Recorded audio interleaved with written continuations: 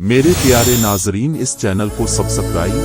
लाइक और दोस्तों के साथ शेयर करें और इस सदका जारिया में हिस्सा लीजिए। आपका बहुत बहुत शुक्रिया।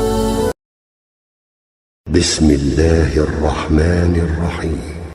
قل أوحي إلي أنه استمع نفر من الجن فقالوا إنا سمعنا قرآنا عجبا يهدي إلى الرشد فآمنا به ولن نشرك بربنا أحدا وأنه تعالى جد ربنا ما اتخذ صاحبة ولا ولدا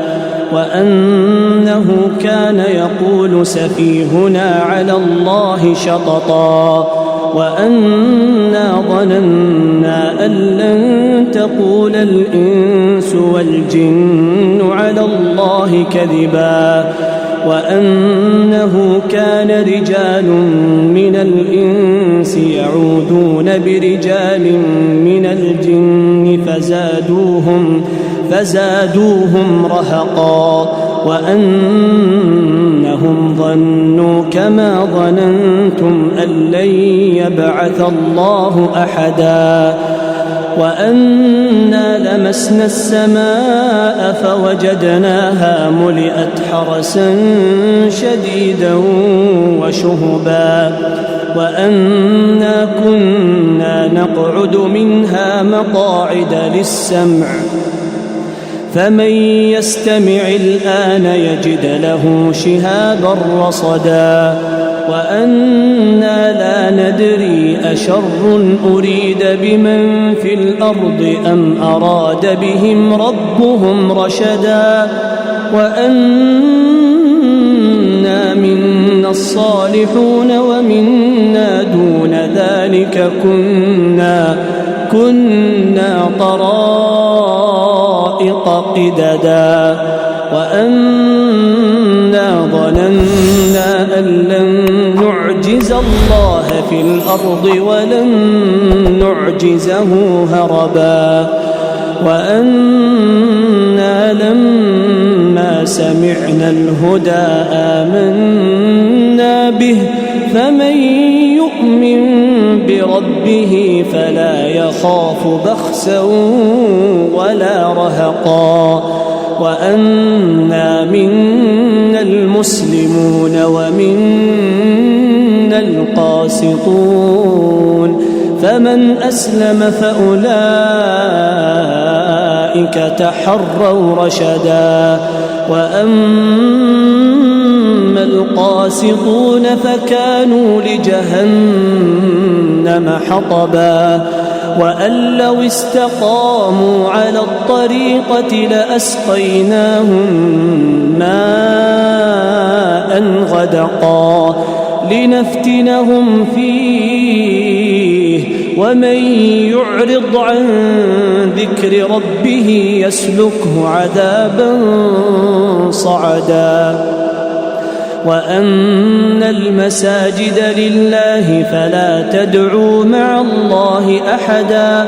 وأنه لما قام عبد الله يدعوه كادوا يكونون عليه لبدا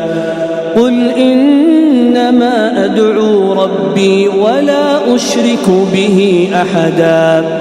قل إني لا أملك لكم ضرا ولا رشدا قل إني لن يجيرني من الله أحد ولن أجد من دونه ملتحدا إلا بلاغا من الله ورسالاته ومن يعص الله ورسوله فإن له نار جهنم خالدين فيها أبدا حتى إذا رأوا ما يوعدون فسيعلمون من أضعف ناصرا وأقل عددا قل إن أدري أقريب ما توعدون أم يجعل له ربي أمدا فلا يظهر على غيبه أحدا إلا من ارتضى من رسول فإنه يسلك من بين يديه ومن خلفه رصدا ليعلم أن قد أبلغوا رسالات ربهم وأحاط بما لديهم وأحصى كل شيء عددا.